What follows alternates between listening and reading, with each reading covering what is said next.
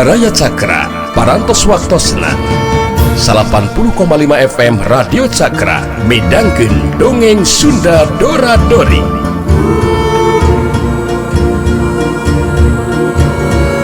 Simkuring sapara kanca ngahaturkeun wilujeng ngadangukeun.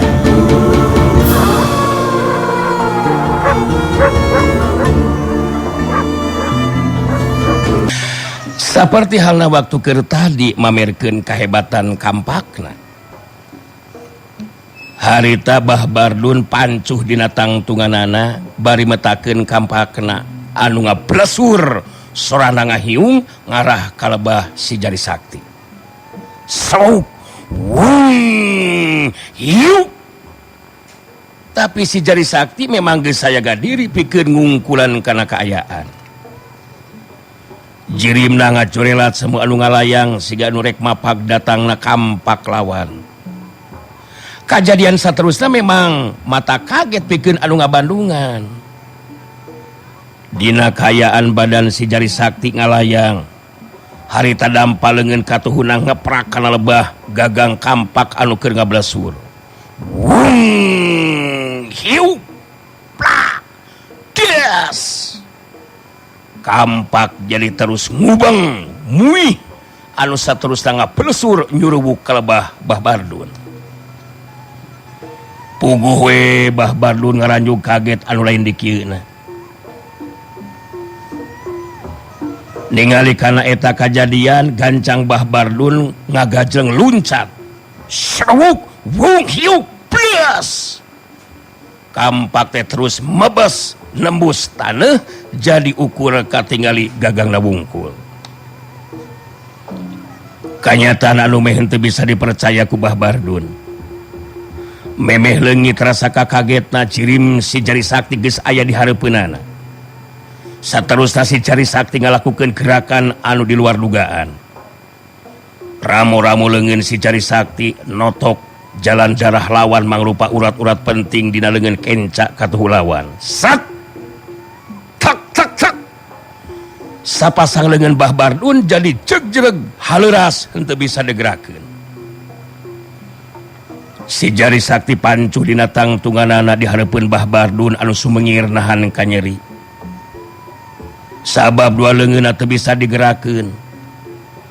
Den Obay jeung Ujang Jabrig anu ngabandungan kana eta kajadian pada molohok bengong mata simeuteun.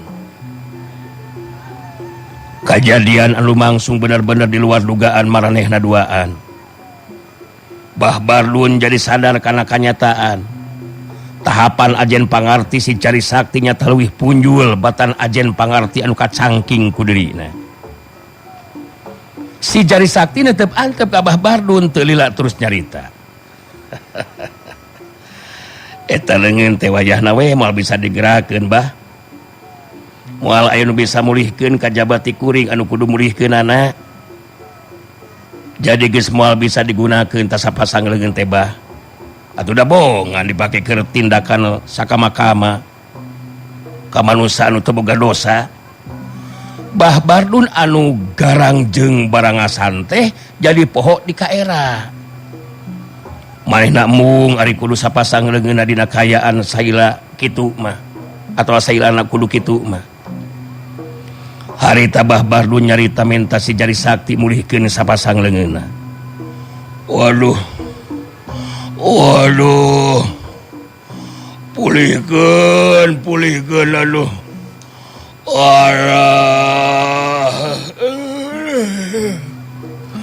Leungeun dewek Jari Sakti pulihkeun deui.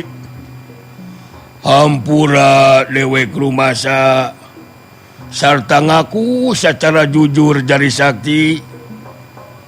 Andika memang hebat. Andika memang jago. Dewek geus moal arek kumawani deui Jari Sakti. Tulungan Jari Sakti. Pulihkeun ieu leungeun.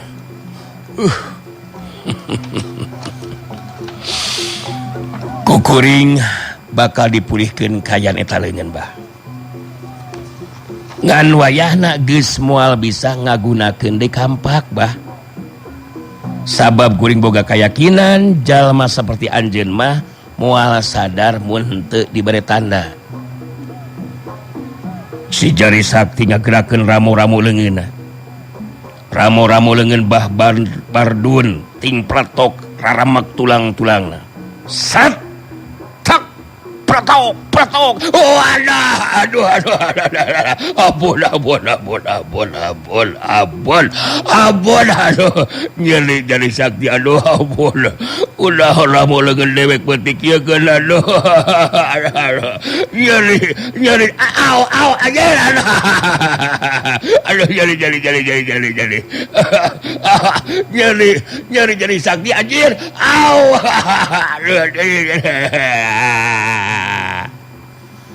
bah bardun sapasang leungeunna bisa pilih deui bisa digerakeun tapi ramu-ramu leungeunna ukur sigir jeung ramu anu bisa digerakeun teh jelas dirina geus moal bisa ngagunakeun di kampak sanjata andalanana malah geus moal bisa meureup-meureup acan ngandung harti dirina jadi jalma cacat anu geus moal bisa ngagunakeun di ilmu silatna. Aduh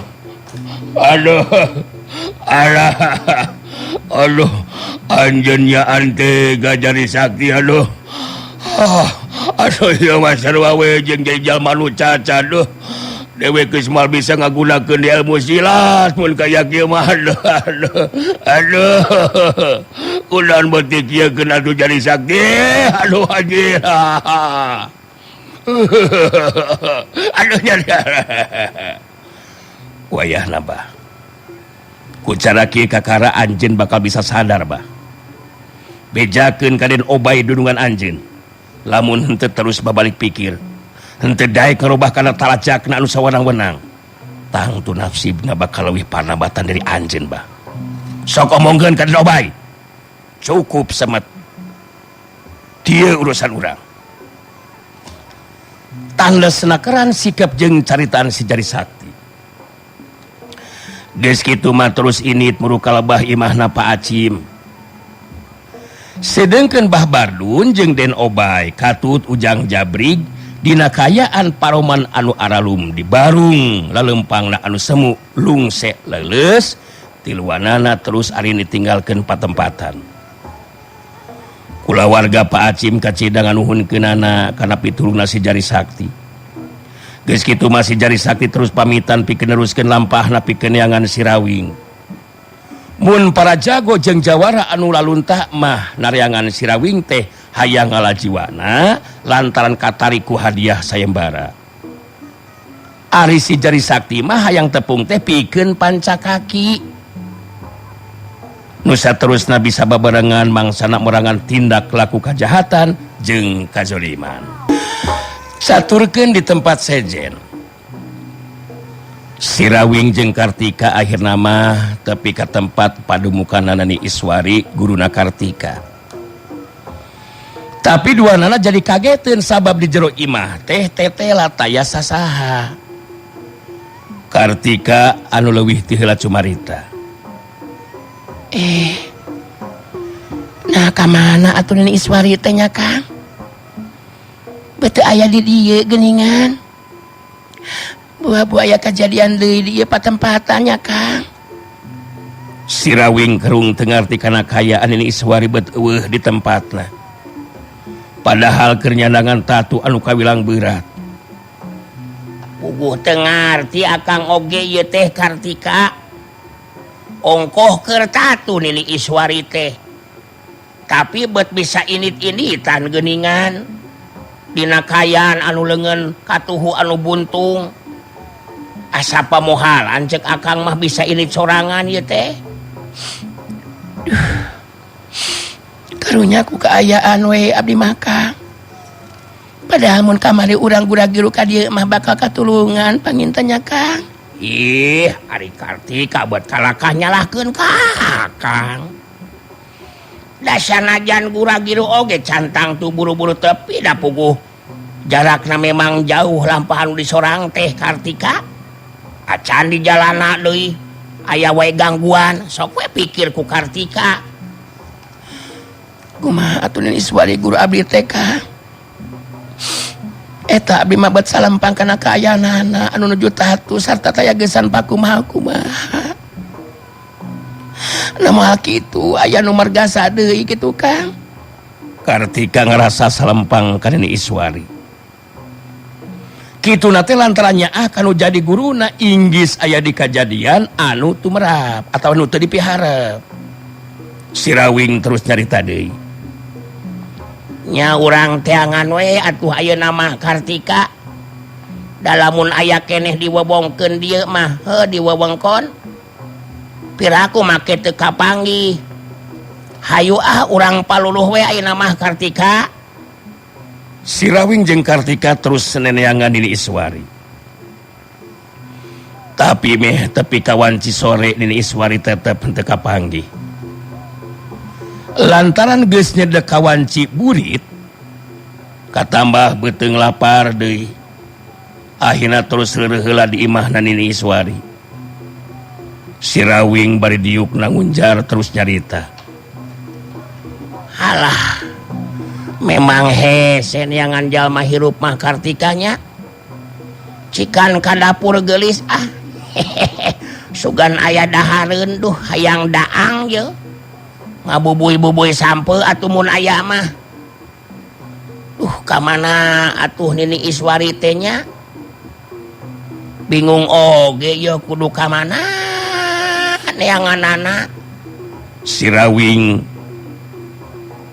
goledag ngagoler di bantal kedua leungeunna.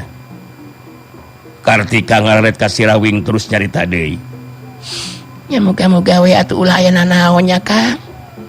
Da sapira kulumaku barita jadu ngabaturan mah.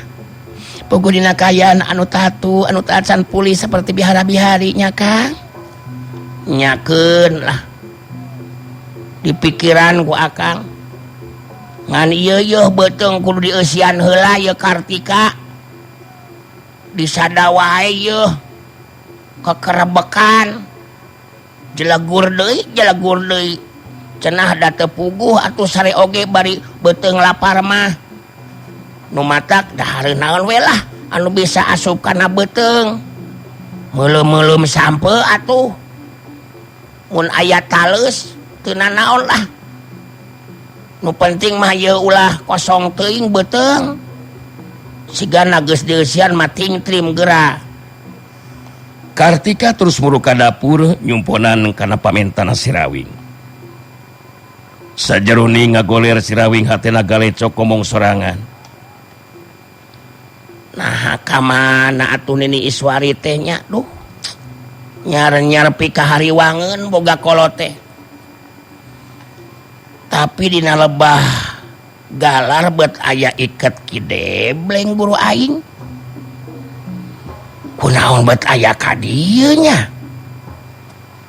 Naon hubunganana make datang ke tempat Nini Iswari sagala rupa. Tapi sabodo da geus korolot ieu. Tapi penasaran ye. Buah masih di daerah dieu keneh ye. Wan Cipeuting geus sumanding. Kartika datang mawa cai jeung bubui sampe terus disimpen di gigireun si Rawing anu masih keneh ngagoler. Teu aya nanaon geuningan Kang. Mung aya bubui sampe bungkul we ye Kang.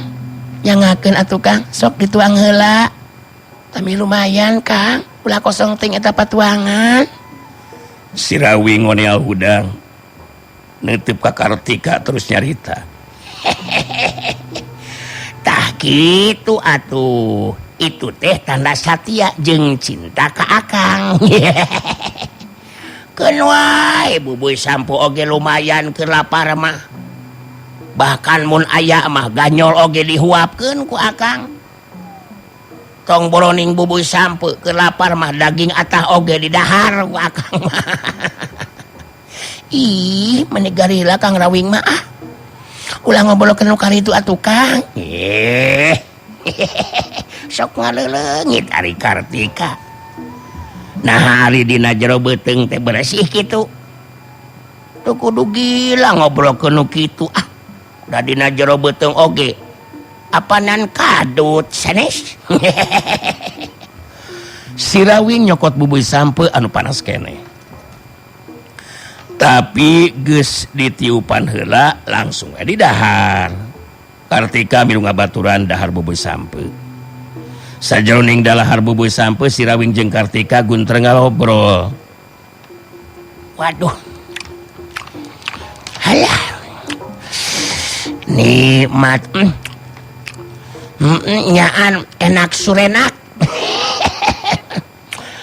Lah keur lapar mah. Komoyo bubui sampe menang ngabubuy anu geulis.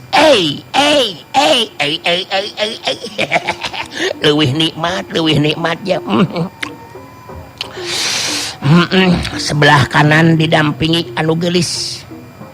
Di depanku bubui sampe anu muruh puy kieu ye. Ngan saukur diuyahan. Duh. Tapi lamun tegep deui mah ye teh make minyak jalan tah Kartika. Teu aya Kang, bujang-bujang.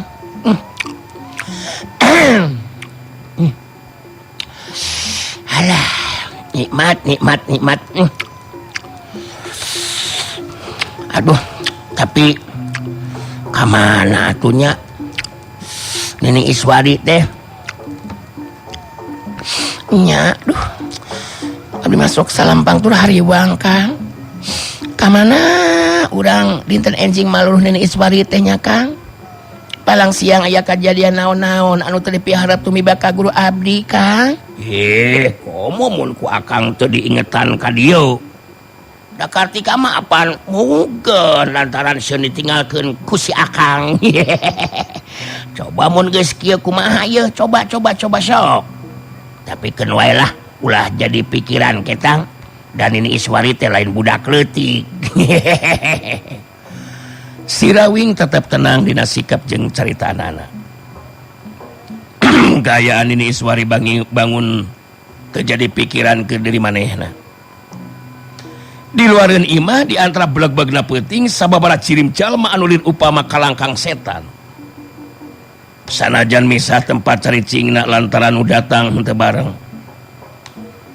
Tapi eta cirim-cirim anu datang teh sarua pada ngawaskeun kalebah imahna Nini Iswari nu dieusi ku si Rawing jeung Kartika. Tujuanana nyata kawilang sarua tayalian tirek ngalaciwana si Rawing luyu jeung sayembara anu geus diembarakeun sarta nyebar nerekab ka unggal tempat jeung daerah. Nu datang jelas lain jalma-jalma biasa. Tapi para jago jeung jawara anu ngarasa boga bekal ilmu silat nu geus masagi tur ngarasa yakin bakal mampu ngalaciwana si Rawing. Sedengkeun si Rawing nu aya di jero imah harita peureum tak ngarasakeun pulen jeung muruh puina bubui sampe. Anu karasa nikmat di daharana. Halah. Nikmat. Nikmat ya Kartika. Cacakan bubui sampe mah nyada ari keur lapar mahnya bubui sampe oge asa naon nya. Halah komo lamun jeung daging hayam kampungkeun bae dibeuleum oge ngasokur diuyahan. Aduh. Nikmat paparan mah ieu we dah nu ngabubuyna nu geulis. Akang kadinya wae ih. Akang mah nyakun bada memang atuh bukti kalawan nyata bubuk roti kena hulu. Aduh. Bisa sareti Ibrahim aja. Cikan ngahariring kayaknya Kartika parende akang arah tiba sare ya. Kartika imut ka si Rawing bari terus kawalon. Menisok rupi-rupi wae Kang Rawing mah. Kedah ngaring sagarupa. Tiasa ngaring di mana atuh abdi makan? Manya eleh ku akang atuh Kartika. Nya sok atuh Kartika we lah anu diparene ku akangnya. Kieu gerayeuh laguna teh.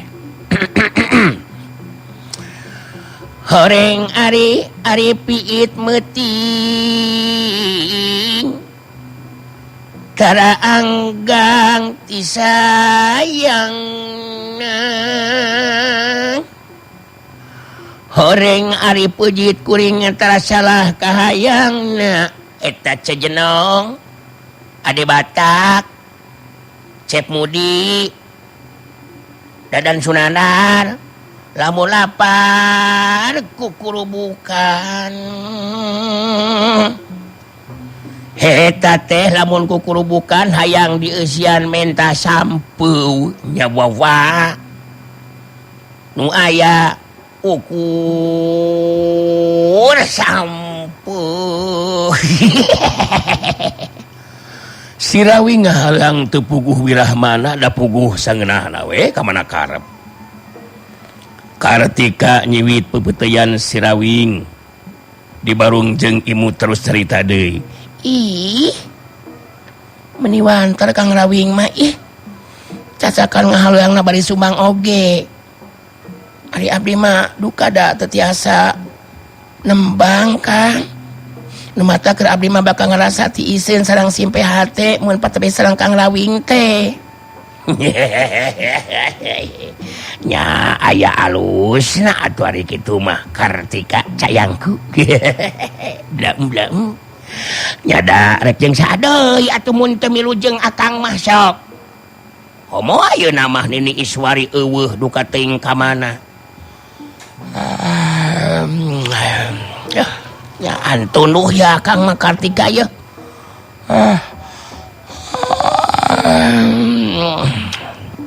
jeung panon cepel itu sigana mah bakal reup sare ieu mah yeuh sami abdi oge menit cepel kieu ye panon teh Kang Rawing capek meureunan Kang nya nu matak meni asa tunu pisan ieu teh nya sok atuh goyeukeun tah di dinya Kartika tah keun wae da moal nanaon sare bareng mah nu penting urang teu ngalakukeun neon-neon di nya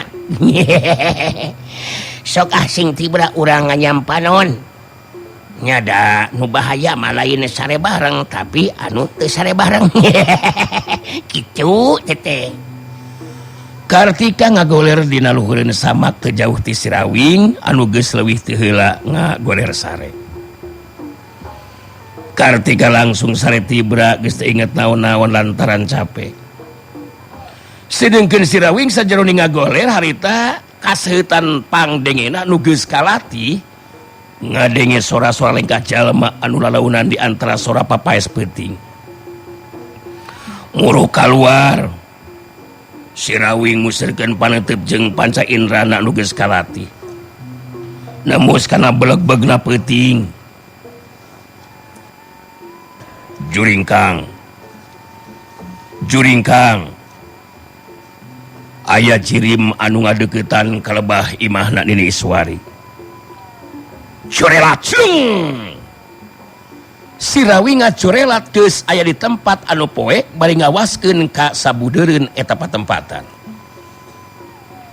panonna anu geus kalatih bisa ningali aya sababaraha cirim jalma anu caricing dina balik tatangkalan Sirawing bisa ngarti jalma-jalma udah datang tetang tuwe lain jalma-jalma biasa sasat baroga bekal ajen pangarti ilmu silat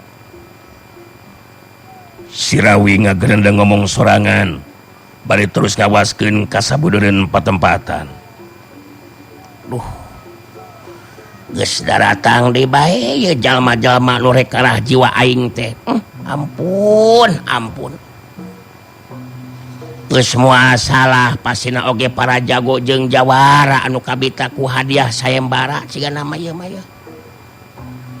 jelas aing kudu bener-bener waspada ieu mah sok lah keun hayang nyaho rek kumaha tindakanana tah nu penting mah Kartika ulah nyaweun kana kajadian lumangsung Kartika geus tibra euy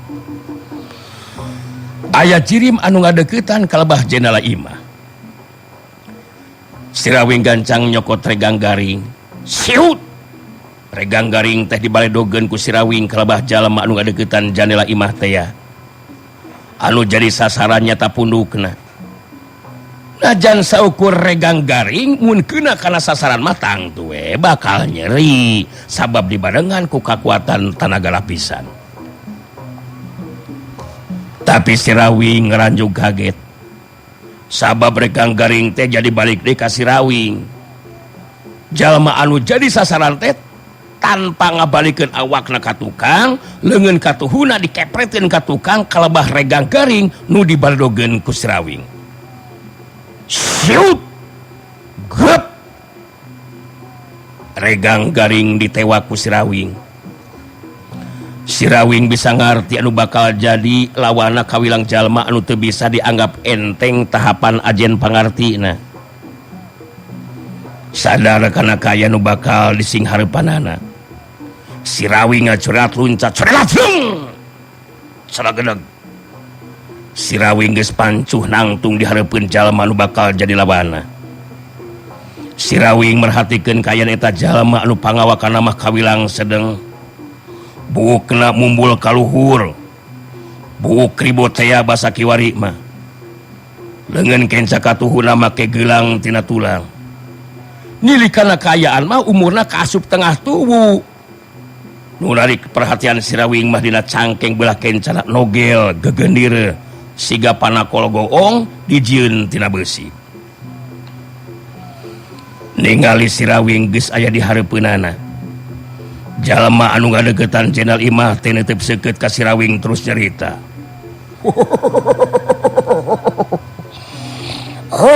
Pas padu Rawing. Tukang nyahoan kaluar teh imah na euy. Nyaho geus aya di hareupeun dewek deui Rawing. Bagi aku dewek ieu si Gendir Wasi Rawing. Datang ka dieu nyata rek miluan kana semparat siwa Rawing. Si Rawing neuteup seukeut ka si Gendir Wasi terus carita di Barung Seuri. Paingan atuh paingan. Menang julukan si Gendir Wasi. Da eta geuningan dina cangking nogel panakol goongnya. Baretona cigana mah nayagan geri harjanya. Nu dipimpin langsung ku pangersana almarhum Abah Asep Sunanarnya. Alah tiraha main deui lur. Na teh nyeringan kali itu ka Ciawi tali Cililin. Si Gendir Wasi ngarobah posisi badana. Naksir kayaan lawan sakaligus nganolong kerang anu hade mangsa ngalakukeun panarajang munggaran. Si Gendir Wasi nyarita deui. Wah, Rawing. Saudara sobong deh. Saudara sia. Wah, sia. Saudara wajib. Aing yo Gendir Wasi yo. Aya lawan anu ciberesan wae yo. Hahaha. Ulah macam-macam sia. Aing yo. Jauh-jauh aing datang ka dieu pikeun ngalaji wasia sia. Aing dewek geus nyaho sia. Loba jago-jago anu roboh ku ilaing. Kan memang rata-rata jago ku magok anu saukur ngadalkeun tuasna tulang liat kulit. Wah, parmayana we. Lamun penting ieu ngaran maneh bakal pupus tina lamar kehidupan. Si Gendir Wasi ngerasa yakin bakal mampu ngalajiwana si Rawing. Sedengkeun si Rawing jadi ngalelewean anu jadi lawan sangkan leuwih ka udang amarahna. Abong-abong tukang goong lur. Meuni harus eta ngomong. Cikan tabeuh deui ta goongna tah. Tulimprak badubang prak. Tingblah dubang prak tingkung. Tulimpak tingblah bapa dongkung. Hasok tabeuh deui ta goongna lur. Si Gendir Wasi bun celik panona lantaran ambak. Bet kakara manggihan jago silat ka Wasi Rawing. Mangsa adu hareupan jeung lawan teh kalakah tenang nakaran siga lain anu rek tarung. Woi, Rawing. Dewek lain tukang goong dulu sia, sangunar saja pake sia. Ya gegenir lain samparangan dulu, tapi dicieun dina beusi sia. Geus loba silat jago anu bencar ku ieu. Panakolan cekan wae sia. Nu mata bodoh anu hung sia, mun eta pabatok paberantak saku aing. Alah, eta ngomong dicentok-centok itu tuh tumpak deringkeun. Bababababang. Pak tunting blah. Dibabababjo. Cereuweung. Alah, sok terus tabeuh de gongna euy ah. Nyan capek ya ngagongan mah. Teu bisa leureuhnya. Nu matak pindah pakasaban jadi jagona tuh euy. Kan jagona jago goong. Bener teh Genir Wasi? Si Genir Wasi beki kahudang amarahna terus dilelewean ku si Rawing. Mun deuli ka si Rawing terus nyarita deui. Setan alas ya kurang ajar siap. Dewek nyaho si Rawing. Dia pantebatan lain saukeut dewek wungkul bakal ngajiwa si Ling. Ngan memang maranehna bakal maju sorangan-sorangan pikeun ngadu nasib saha deuleu anu bakal unggul pikeun ngalajiwa si lain si Rawing. Goblok. Kadi teh si Rawing. Kung berbangtak. Dering empang dumpang tak. Bang dumpang tak dering pak entung kung. Alah. Beki dia teh meuni beki tarik eta saragaong teh eta ganda wesi. Sok ah tabeuh deui goongna ah. Aduh bangtak. Apak tungting pak. Dering dong celeuweung. Eta belengkung. Hae bapak. Awi ngarambat kana palupuh. Bapak ieu si Genir Wasi sasambat bangun anu ripuh kung ker ya.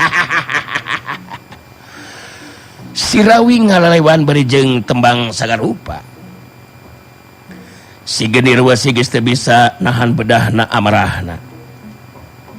Langsung ngacorelat majuna rajang. Kegendir beusina geus aya dina cekran leungeun katuhuna. Ngahiuk bang baraan ngarah kana sirahna si Rawing. Corelat cung. Jirim si Rawing ngacorelat kagigireun badan lawan dina tata gerak jurus Mega Malang. Tapi panarajang si Genir Wasi nuturkeun ka mana ngacorelatna badan lawan. Kawilang rikat gerakanana. Si Rawing geus bisa ngukur kana kacepetan gerak lawan. Gancang ngarobah gerakanana ku tata gerak jurus Kembang Sari. Slok. Ciu. Plos. Gegenir besi teu keuna kana sasaran. Dua jirim parancuh deui tina tangtungana masing-masing. Si Rawing neuteup seukeut ka si Genir Wasi terus nyarita bari jeung dibarengan Seri Sagarupa. Mania Saripu wae nama hayang nabeuh gong teh nya duh. Make jeung kudu luluncatan Sagarupa ya. Bae jeung teu keuna deui. Duh. Atuh da salah nyieun panakoana tina beusi. Coba mun dijieunna tina peuyeum mah kukuring disantok meureunan terus dihuapkeun. Mun loba batot si Rawing. Dewek lu bakal merena jiwa maneh si Rawing. Geus moal aya diampunkeun jalma seperti si aing sia goblok. Ulah nganggap enteng sia. Nganggap naon kana bete sia teh. Nah, make jeung nganggap naon atuh lur. Geus puguh nganggap tukang goong. Alah, tukang goong. Sabaraha tuh upami digaji ku si Eje tih, ku si Eje tukang ngagoongan. Kawas itu tah si dulur ti luhur tah. Alah, si Genir Wasi maju dina rajang. Gerakanana leuwih cepet tibatan tadi. Angin sameran gegenir beusina leuwih kuat tibatan panarajangna anu munggaran. Masih dina tata gerak jurus Kembang Sari. Arita si Rawing nakis gegenir beusi lawan ku leungeun katuhuna anu geseng hideung. Si Genir Wasi seuri dina hatena. Sabab kawilang jalma gagabah anu wani nakis gegenir beusina ku leungeun. Dalah batu bisa paburisat komo leungeun jalma. Kitu ceuk pamikirna. Sabuk hiu keduk tirtas. si genir besi ngajari jeung mundur ka tukang aya kana tiu lengkah na gegenir besi na meh leupas tina cekelanana sedengkeun si Rawing ukur ngageser saeutik ka gigir kuda-kudana si genir besi bener-bener kaget anu lain di kieuna kakerentos dina jero hatena waduh edan anjir edan bener-bener edan si Rawing saila ieu saila aing makalangan jadi jago kakana ayeuna ieu lawan tegas ka si Rawing wali nakis ka genir besi aing aduh dengan aing asa komper deui nah kuat-kuat teuing kok si Rawingnya si genir besi memang moal nyahoeun mun sapasang leungeun si Rawing anu geseng hideung teh siga tutung lain geseng teu puguh tapi lantaran dilatih ti budak ku Aki Debleng anu jadi guruna ngajadikeun sapasang leungeun si Rawing anu nyedem kakuatan tenaga lapisan nu geus asa kalatih mangrupa ciri anu mandiri salaku pawaris ulin karuhunan si Rawing kayanana tetep tenang nyarita deui bari teu weleh ngalelewean anu jadi lawan kumaha tulang tukang goong teh masih keneh panasaran ieu teh lur lamun masih keneh panasaran sok atuh petakeun deui tah gegenir teh sok sugan we atuh kena kana sasaran lur apanan lamun kena mah apanan disadang kena teh meureunan padu blangpak ting ting dong dong ting gung badu blangpak lah badu blangpak mundur ku maju ku setan ah sinting si Rawing ontong nyalahkeun mun awak si lain ayeuna bakal diberakan sia ku aing kurang ajar sia ngalelewe wae sia ka aing kurang ajar rasakeun sia Rawing iya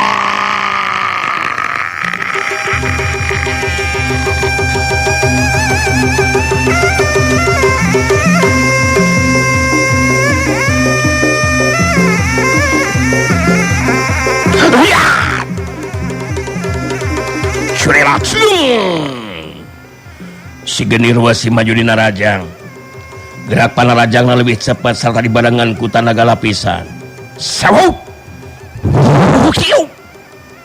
genir besi lawan ngarah kana sirah beheung dada terus ngempong kana iga burung genir besi lir upama anu jadi sababaraha hiji tapi si Rawing murid Ki Debleng anu geus ngawaris sapinuna ulin karuhunan ningali datangna panarajang si Rawing bisa maca kana tata gerak lawan gancang metakeun tata gerak jurus geni pamatri mangrupa jurus katilu tina tahapan ulin karuhunan sok pros samberan gegenir besi anu ngarah kana sirah jeung beheungna teu keuna kana sasaran sareretan si Rawing ningali longkrang kosong lebah iga burung lawan geus teu micen di waktu si Rawing ngasupkeun tonyokanana kana iga burung lawan hiup jeblok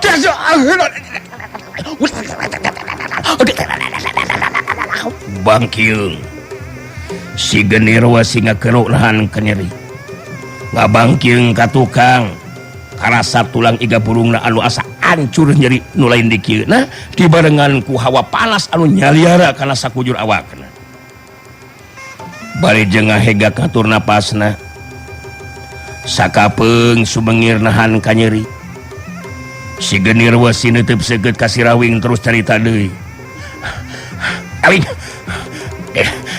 dewe can wasa eleh sia sok maju si Rawing urang terus kini tarung sia menirang hos kitu eta napas olahraga lur cing seueur olahraga geura sok naon we ngadu kaleci atawa ngadu bagong oh jadi kuring ayeuna mah anu kudu maju hade lamun kitu mah hade tukang gong kade ah ulah cileureun ieu meleng saeutik mumuncangan bisa pindah kana tarang oge bujur bisa pindah kana punuk awas perhatikeun ye ya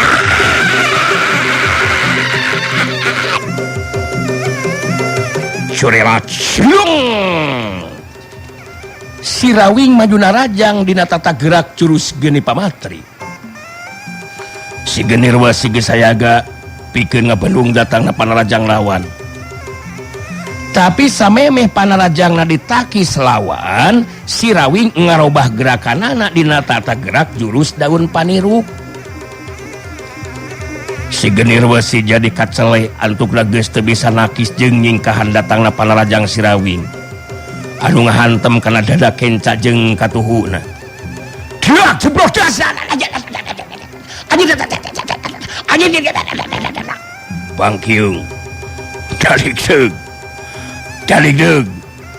Si genirwa si bangkiung daleg degan mulur ka tukang sababar lengkah. Memeh lawan bisa mensukeun tangtunganana. Sirawing geus ngacorelat nyusul tepus ku panarajang susulan. Leungeun katuhuna Sirawing neungeul leungeun katuh lawan anu nyekelan gegenir beusina. Corelat geduk. Das waktosna seep. Waktosna baraya cakra. Geningan waktosna parantos teu nyakapan deui. Cak kanggo dinten ieu dongeng Sunda urang cekapkeun heula mung deui ka dieu, enjing urang teraskeun deui nya. Nah, gitu. Atuh samentawi sim kuring dora-dori, amit mundur amit mungkur, hatur nuhun tina sagala rupi perhatosanana. Mios.